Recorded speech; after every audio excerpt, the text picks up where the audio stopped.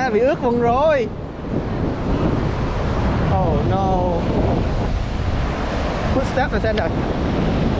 What's your footsteps, Alexander?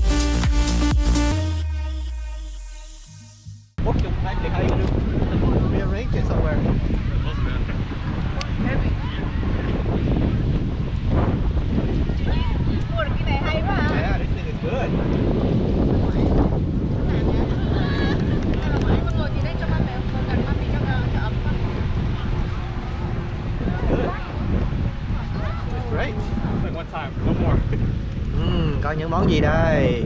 Gà sa tế, đùi gà, thịt bò lá lốt, tôm, bắp. Dẻo. Ui, bắp cháy dữ luôn này.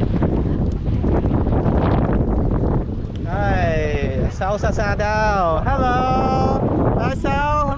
Lần đầu tiên đi biển à con? Hai xa, đồng nước vui không? Lạnh quá hả? Lạnh quá hả? Hết lạnh chưa? Hết lạnh. Rồi, coi bầu trời đẹp không? Trời ơi, bầu trời đẹp dễ sợ.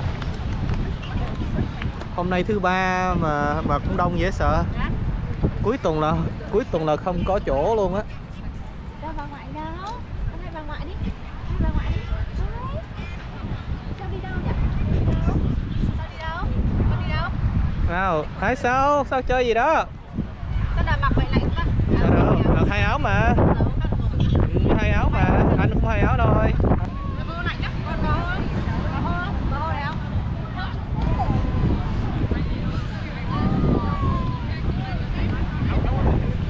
Được con. Sao thấy lạ quá, không nói gì hết hả? Sao vô đi, cho sao xuống nè, từ từ em xuống, từ từ. Kéo nhẹ thôi. Show ơi. Ồ, cát lạnh nhất. Hi. Lạnh không con? Sen là lạnh không? Nhẹ thôi, nó có được khăn nữa. Ồ, cái này nó buồn quá à.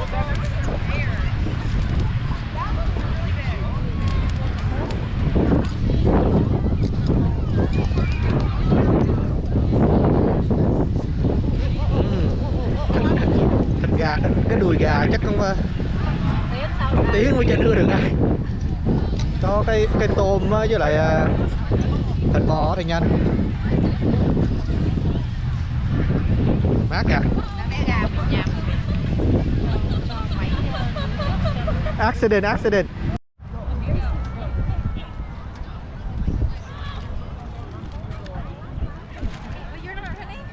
Carry on.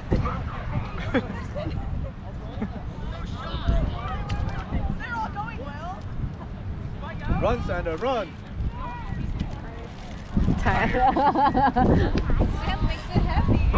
Run, Sal, run! Run! What's a lazy Sal? Sal was so lazy. You're lazy, Sal! I told you, she's a lazy baby. You're so lazy, baby. Come on, lazy baby. Cậu em ơi, ba nói xấu em.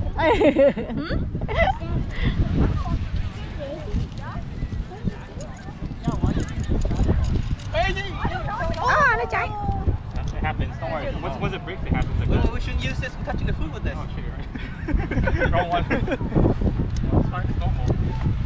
normal? Normal. Okay. So you can put more in there. Let me grab one stick. How So what do we do? Stand it back up or walking, let it- walking. Just leave it? Oh, not on the cord, but okay. Oh, it's catching on fire. Oh no! Okay, don't get that What do we stick. do? What do we do? No, okay, the cord is not on fire anymore. It's alright, that happens.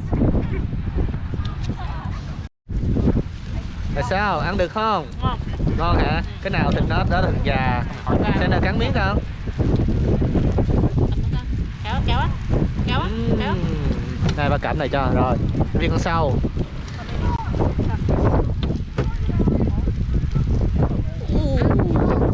Ông tôm luôn hả? Ăn ngon không? Đã hả? Thơm quá hả? Lá lốt thơm hả? My fault. Nè con. Sao ơi? Ăn được không sao? Được không? Kéo tớt Được chưa? Rồi. Cái tóc này nãy giờ 1 tiếng đồng hồ rồi, không biết chín chưa đây. Gặp tạm. Vẫn còn nguyên. Đêm nay không được ăn bắp rồi. Oh well. Into the fire pit. No way, look at that, it's all white. Open it, put it on Put here. it on the top there, right? You're supposed to go straight Up where? Straight on here. What? No, Still even. Oh, it's still okay, it's okay. Okay, no worries. It's okay. Oh, jeez. It's okay. It's only touching this part. It's okay. No, it's still okay because it's just a shell. We're good. I'll eat it. Whoops. No problem. Happens all the time. It's okay. We got this. Oh man, the foil is burnt. Now it's all black. Foil out. Right? You want to take it out or just leave it? Black. Oh, yeah. The smoke is black. Okay. No more black smoke. You'll find out later. So it's okay. Put the corn in there. Giờ có món mới nè. Đây là grilled cheese. Grilled cheese. Oh, it's okay. Did not mean to do that. All right, here's Meg. That's gonna eat it. Go ahead, Meg. It's hot. Here, what do you say? You burn your tongue. No, it's fine. There you go. All right. Where's the hospital? Good? Okay, ngon. Ngon. Rồi, Piru wanna try? Try one. Này là grilled cheese. Đây, phô mai nướng.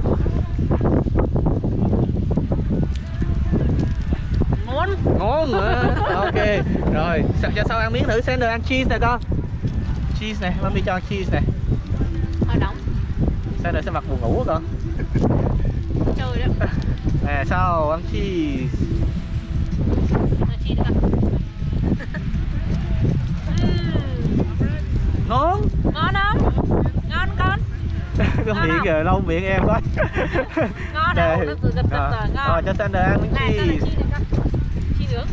Ngon lắm. Những còn trong miệng á, còn miệng á. Rồi ăn tiếp tục. Năm. Vậy là xong một buổi. Đây con. Yummy. Yummy baby. Nhấp đi. Baby. Ăn nữa không? Ngọt ha. Tươi đó. Ngọt nè. Nướng vừa đủ luôn á. Còn 2 cái. Ngoài nó bắp 3 cái đùi gà. That's it. Ăn nữa hả? Oh yeah, get in there boy. Get in there, baby. Yeah, get in there baby. Get in there.